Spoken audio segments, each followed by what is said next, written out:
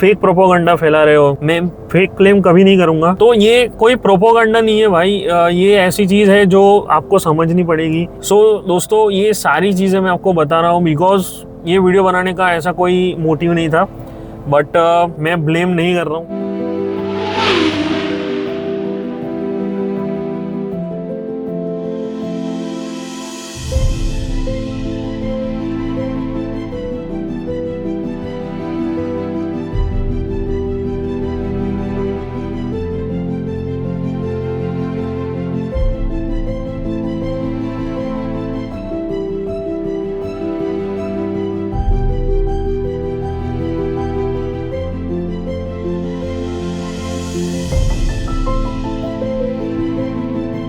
तो अभी जो आपने देखा वो मेरी ही बाइक थी, मेरी होंडा हॉर्नेट 160R है, जो कि मैंने 8 साल पहले ली थी। और उस गाड़ी को मैंने तकरीबन हर टेरेन पर चलाया, हर जगह चलाया। ऐसी ऐसी जगह मैंने लेके गया हूँ कि जहाँ पे बाइक के ब्रेकडाउन होने के चांसेस है, बट फिर भी वो नहीं हुई।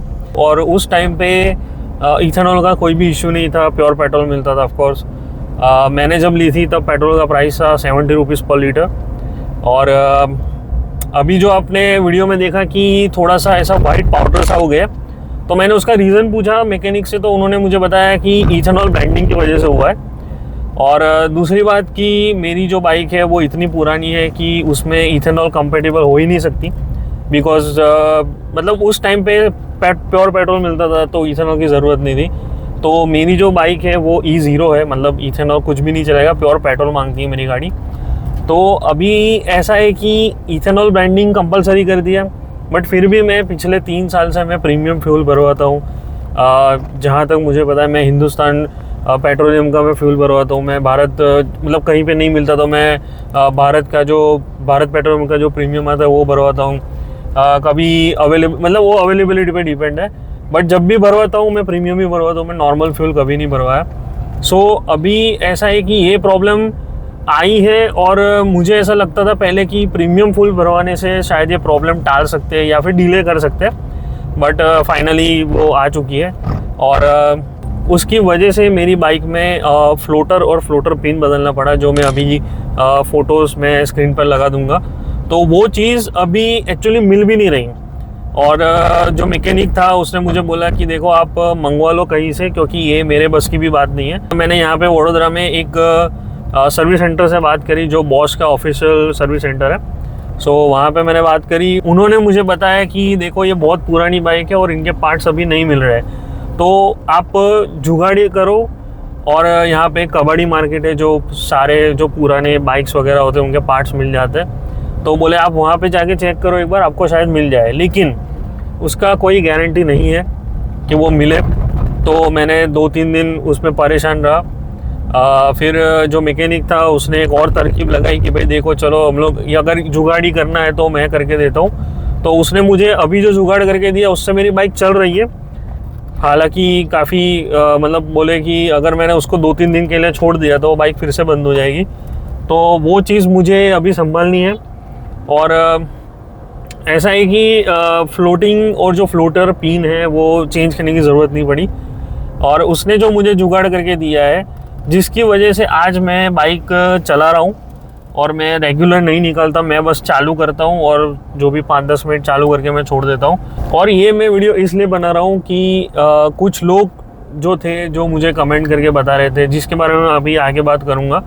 पहले मैं एक जगह ज़रा गाड़ी खड़ी कर दूँ, उसके बाद बात करते हैं। तो ये वीडियो बनाने का जो रीज़न है वो ये है कि कुछ लोग ऐसा बता रहे हैं कि हमारी जो बाइक है उसमें तो कोई प्रॉब्लम नहीं हुई, आपकी बाइक में ही हो रही है। मेरी तो 2010 का है, कुछ बोल रहे हैं 2011 का है, कुछ बोल रहे हैं मेरे घर में 3-3 बाइक है, कुछ बोल रहे हैं मेरी पूरी जो फैमिली है उसमें 10 अलग अलग बाइक और कार्स भी है, वो अभी तक नहीं कुछ हुआ, तो आपकी गाड़ी में क्यों हुआ? आप फेक प्रोपोगंडा फैला रहे हो। तो देखो, उनसे मेरा बस यही कहना है कि प्रोपोगंडा होता तो मुझे पैसे दिए होते, मुझे पैसे मिले होते। और मैं इतना अच्छा यूट्यूबर तो हूँ नहीं, अभी तो मेरे बहुत ही कम सब्सक्राइबर है, आप सब लोग जानते ही हैं मुझे। तो इतना तो है नहीं कि कोई और बंदा जो है मुझे पैसा दे और मैं प्रोपोगंडा फैलाऊँ, ठीक है? ऐसा एक रीज़न नहीं है, ऐसे बहुत सारे केसेस है जो मेरे साथ हुए।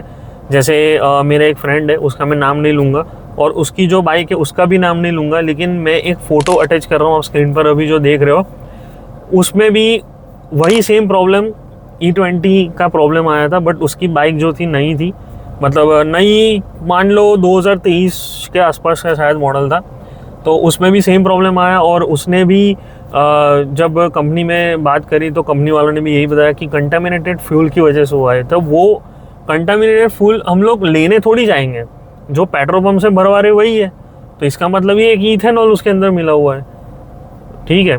तो इथेनॉल की वजह से वो प्रॉब्लम हुआ, और उसके बाद उसकी जो बाइक थी वो वारंटी में थी, उसका इंजन का ब्लॉक चेंज हुआ, जैसा कि आप अभी फ़ोटो में देख रहे हो। तो उसका जो इंजन ब्लॉक चेंज हुआ उसका फिर भी लेबर कॉस्ट मिला के उसको 2,500 रुपये के आसपास बिल आया था, वारंटी में पार्ट्स होने के बावजूद। मान लो कि उस जगह पे मैं होता और मुझे वो चीज़ फेस करनी पड़ती, और तो सोचो मेरा जो कॉस्टिंग है, मतलब मेरा जो बिल है वो कितना आता, ठीक है। तो ये कोई प्रोपोगंडा नहीं है भाई, ये ऐसी चीज़ है जो आपको समझनी पड़ेगी। देखो आप रोज़ अपनी गाड़ी निकाल रहे हो, रेगुलर आप फ्यूल भरवा रहे हो, देखो आपको पता है रोज़ का मेरा 40-45 किलोमीटर्स का रन है, ठीक है, आने जाने का, जो भी आप ऑफिस वगैरह जाते हो, तो उसमें आप फ्यूल भरवाते हो 100 रुपये 150 रुपये का, फिर दूसरे दिन वही सेम कर रहे हो, तो कोई दिक्कत नहीं है। जैसा कि मुझे मेरे मैकेनिक ने बताया था, मैं उस हिसाब से आपको बता रहा हूँ कि रोज़ रोज़ अगर फ्यूल फ्रेश आएगा तो कोई दिक्कत नहीं है। दिक्कत तब होती है जब आपकी गाड़ी 2 या 3 दिन पड़ी रहती है। अब 2 या 3 दिन पड़े रहने का मतलब ये है कि आप रेगुलर कहीं आते जाते नहीं हो। जैसे मैं हूँ, मेरे पास कार है, मेरी पापा की एक्टिवा है, मेरे चाचा की भी है, और मेरी खुद की बाइक है जो बहुत पुरानी है, जैसे कि ना अभी आपको बताया। तो मेरी बाइक जो है वो कभी कभी निकलती है, और जो मोस्ट ऑफली मैं अभी कार यूज़ कर रहा हूँ, तो मैं कार निकाल के जाता हूँ कहीं भी आना जाना हो, तो उस गाड़ी में ये प्रॉब्लम होना आम बात है। बट इसका मतलब ये तो नहीं कि हम लोग इथेनॉल को इग्नोर ही कर दे। मतलब ऐसा तो नहीं कह सकते ना कि देखो इसका सॉल्यूशन तो है, आप रोज़ फ्यूल भरवाओ, या तो फिर आप जब भी बाहर निकलो तभी फ्यूल भरवाओ। ऐसा तो ये कोई सॉल्यूशन नहीं है इथेनॉल का, ठीक है। सॉल्यूशन इसको बोलते हैं कि भाई आप फ्यूल भरवा के रखो, क्या दिक्कत है, ठीक है। इथेनॉल जो है वो बेसिकली वर्क कैसे करता है कि आप 2-3 दिन गाड़ी पड़ी रही मेरी, ठीक, अब उसके अंदर मॉइस्चर जमा हो जाता है। अब मॉइस्चर कहाँ से आया? इथेनॉल खींचता है, ऑफ कोर्स। तो इथेनॉल की वजह से मॉइस्चर आया, मॉइस्चर की वजह से पानी हुआ, और पानी इंजन में जाएगा तो आपको पता ही है क्या हो सकता है। लोगों के फ्यूल इंजेक्टर जाम हो गए, लोगों के जो चौक हो, मतलब जो पाइप होती है फ्यूल पाइप, वो क्रैक हो रही है, बिकॉज ऑफ अल्कोहल भी है, इथेनॉल मतलब वन टाइप ऑफ अल्कोहल, तो उसकी वजह से वो भी हो रहा है। दूसरा कि माइलेज ड्रॉप हो रहा है, ऑफ कोर्स वो तो अभी इस गाड़ी में भी है ये प्रॉब्लम।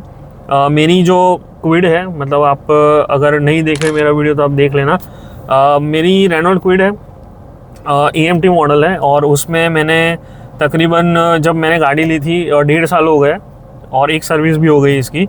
मैंने ली थी सेकेंड हैंड, 2021 का मॉडल है, और 2021 का मॉडल है तो ऑफकोर्स आपको पता होगा E20 2023 के बाद आई थी, तो ये मेरी गाड़ी भी E10 कंपेटिबल है। तो E10 की वजह से अभी ऐसा हो रहा है कि गाड़ी बंद नहीं हुई। मैं फेक क्लेम कभी नहीं करूँगा, मेरी गाड़ी बहुत अच्छी चल रही है, सब कुछ सही है, बट इसका माइलेज ड्रॉप हुआ है, वो बात मैं बताना चाहूँगा। और उसमें जब मैंने लिया था तो मैंने बहुत ट्रिप करी थी इसमें, कि भाई सोमनाथ गया था, मतलब वडोदरा से सोमनाथ और सोमनाथ से वापस पूरा पट्टा मैंने किया था, तो कम अप्रॉक्स 1500-1700 किलोमीटर का था वो। दूसरा हम लोग उज्जैन गए थे, ये गाड़ी उज्जैन 3 बार जा चुकी है, मैं एक ही बार गया हूँ, बाकी पप्पा लेके जाते हैं, तो वो चीज़ है। और उसके बाद 2 बार अहमदाबाद जा चुकी है, छोटा सा रन है 150 किलोमीटर। उसके बाद मतलब ऐसा समझो बहुत सारी जगह ये गाड़ी जा चुकी है। बट मैं ये बताऊंगा कि जब मैं पहली बार इसको लेके गया था उज्जैन, हम लोग गए थे, तो 750 टोटल ट्रिप हुआ था हमारा, और उस टाइम पे मुझे पता है कि इसका जो एवरेज था वो तकरीबन 22 से 25 किलोमीटर पर लीटर के आसपास था, जो कि काफ़ी अच्छा है मेरे ख्याल से। बट अभी जब मैं इसका एवरेज निकालता हूँ तो मुझे अप्रॉक्सली 3 दिन में 500 रुपये का एटलीस्ट मुझे फ्यूल इसमें भरवाना ही पड़ता है। और इसमें मैं कभी भी आज तक मैंने प्रीमियम फ्यूल नहीं भरवाया, ये नॉर्मल फ्यूल पर ही चल रही है।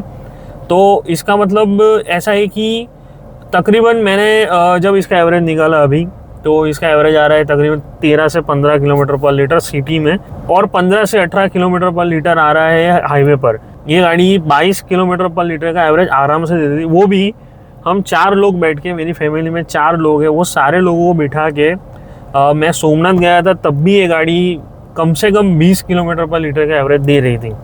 बट अभी ये एवरेज कम हो रहा है, और इसका रीज़न देखो, मैं ब्लेम नहीं कर रहा हूँ, बट एक बात समझो कि इथेनॉल जब से आया है, ठीक है, सरकार ने धीरे धीरे इम्प्लीमेंट करना चालू किया था कि भाई पहले E0, फिर E5, E10, फिर E20 अभी हो रहा है, तो धीरे धीरे ब्लेंड कर रही है। बट मेरा एवरेज गिरना चालू हुआ है E10, मतलब मैंने जब ली थी 1.5 साल पहले, उसके बाद E10 के ऊपर जैसे ही इथेनॉल का जो ब्लेंडिंग है वो गया, वैसे ही इस गाड़ी में एवरेज ड्रॉप होना चालू हुआ। देखो, ये मेरा मानना है, मैं ब्लेम नहीं कर रहा किसी पे कि भी इथेनॉल की वजह से ही हुआ है, बट हुआ तो है, माइलेज ड्रॉप हुआ है। और उसका रीज़न ये, मैंने सर्विस सेंटर से भी पूछा था कि भाई ये गाड़ी में अभी माइलेज ड्रॉप हो रहा है तो क्या करना चाहिए। तो जो मैंने वीडियो बनाया था इथेनॉल ब्लेंडिंग प्रिवेंशन पे, वो वीडियो आपने नहीं देखा है तो अभी स्क्रीन पे आ रहा होगा, तो वो वीडियो आप इस वीडियो के बाद देखना। उस पर मैंने कई ऐसे पॉइंट्स रखे थे जो आपकी गाड़ी को इथेनॉल से बचाने वाले हैं।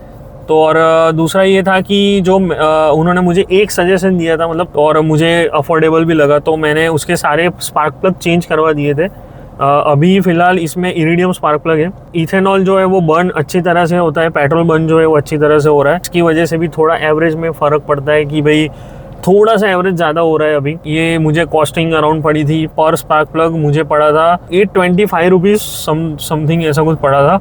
और इसमें 3 सिलेंडर है, तो मैंने तीनों स्पार्क प्लग चेंज करवाए, तो मुझे अराउंड लेबर के साथ मुझे और पड़ा था 3700 समथिंग के आसपास। तो वो मैंने चेंज करवा लिया था अभी 3 महीने पहले ही। उसी चीज़ के बारे में मैंने उस वीडियो में बात करी थी। तो अगर आपकी गाड़ी को इथेनॉल से बचाना है तो वो वीडियो आप ज़रूर देखना।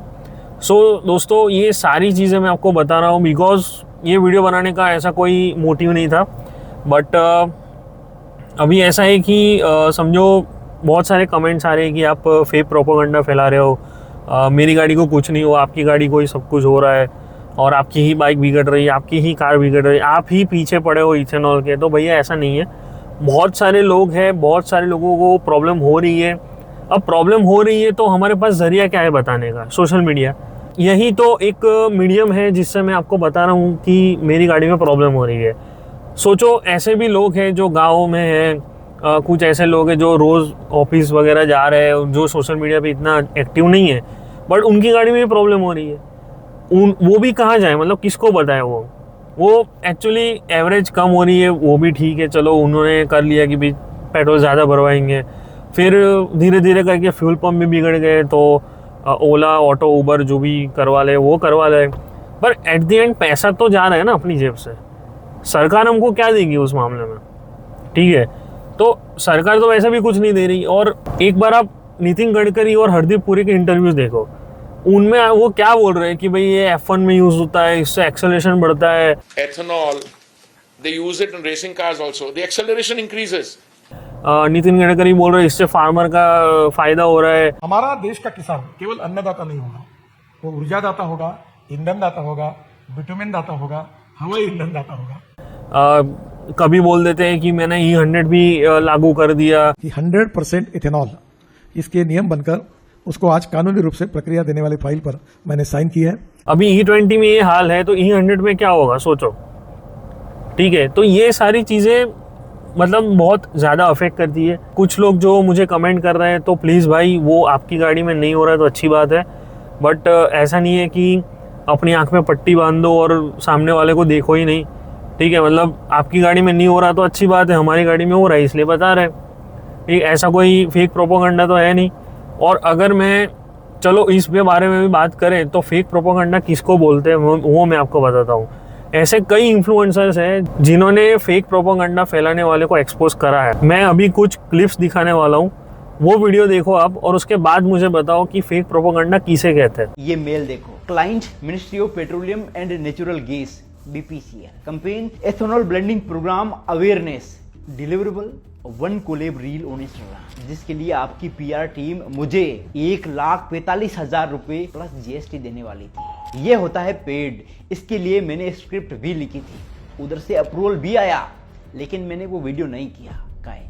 काहे कि मुझे तुम्हें रंगे हाथ पकड़ना था। तो दोस्तों देखा आपने, फेक प्रोपोगंडा इसे कहते हैं। प्रॉपरली मेल गया है लोगों को कि आपको इथेनॉल अवेयरनेस करनी है, उसके रील के और उसके जो यूट्यूब वीडियो है उसमें हम आपको पैसा देंगे 40,000 50,000 जो भी अमाउंट है, सरकार की तरफ से ये चीज़ हो रही है, ठीक है। और जो लोग उसके खिलाफ आवाज़ उठा रहे हैं उसको एंटी नेशनल बोल देते हैं, सिंपल है।